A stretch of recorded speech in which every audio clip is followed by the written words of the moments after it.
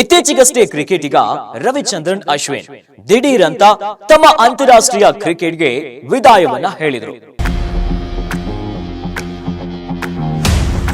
ಇದರ ಬೆನ್ನಲ್ಲೇ ಈಗ ಸಿಡ್ನಿ ಟೆಸ್ಟ್ ಪಂದ್ಯದ ಬಳಿಕ team India captain Rohit Sharma ಅವರು ತಮ್ಮ ಟೆಸ್ಟ್ ಕೆರಿಯರ್ಗೆ ವಿದಾಯವನ್ನ ಹೇಳ್ತಾರಂತೆ.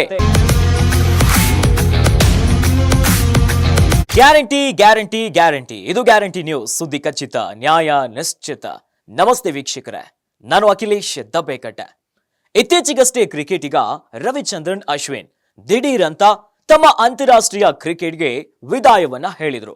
ಇದರ ಬೆನ್ನಲ್ಲೇ ಈಗ ಸಿಡ್ನಿ ಟೆಸ್ಟ್ ಪಂದ್ಯದ ಬಳಿಕ team India captain Rohit Sharma ಅವರು ತಮ್ಮ ಟೆಸ್ಟ್ ಕೆರಿಯರ್ಗೆ ವಿದಾಯವನ್ನ ಹೇಳ್ತಾರಂತೆ.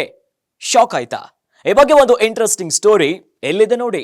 ಆಸ್ಟ್ರೇಲಿಯಾ ವಿರುದ್ಧದ ಟೆಸ್ಟ್ ಪಂದ್ಯದ ಬೆನ್ನಲ್ಲೇ ರವಿಚಂದ್ರನ್ ಅಶ್ವಿನ್ ಅಂತಾರಾಷ್ಟ್ರೀಯ ಕ್ರಿಕೆಟ್ಗೆ ಗುಡ್ ಬೈ ಅನ್ನ ಹೇಳಿದ್ರು. ಇದೀಗ ಸಿಡ್ನಿ ಟೆಸ್ಟ್ ಪಂದ್ಯದ ಬಳಿಕ team India captain Rohit Sharma ಕೂಡ ಟೆಸ್ಟ್ ಕೆರಿಯರ್ ಅಂತ್ಯಗೊಳಿಸುವ ಸಾಧ್ಯತೆ ಇದೆ. ಏಕೆಂದ್ರೆ ರೋಹಿತ್ ಶರ್ಮಾ ಅವರ ಪ್ರಸ್ತುತ ವಯಸ್ಸು 37.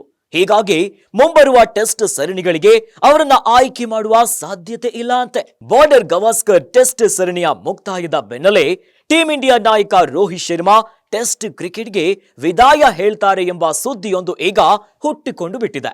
ಭಾರತ ತಂಡದ ಆಯ್ಕೆ ಸಮಿತಿಯ ಮುಖ್ಯಸ್ಥ ಅಜಿತ್ ಅಗರ್ಕರ್ ದಿಢೀರಾಗಿ ಆಸ್ಟ್ರೇಲಿಯಾಗೆ ತೆರಳಿದ್ದಾರೆ.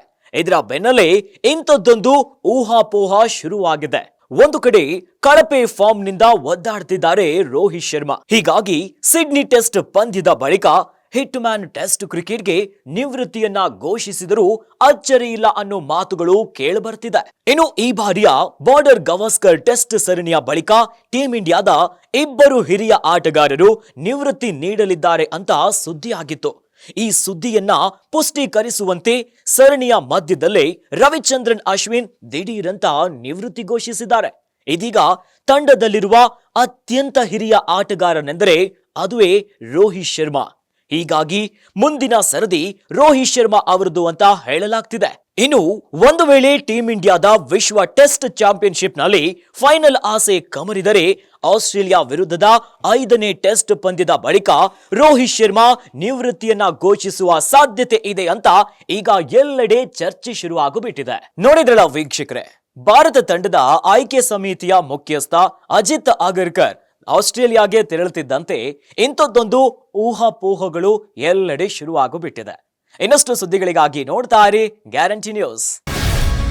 ಗ್ಯಾರಂಟಿ ನ್ಯೂಸ್, ಸುದ್ದಿ ಖಚಿತ, ನ್ಯಾಯ ನಿಶ್ಚಿತ.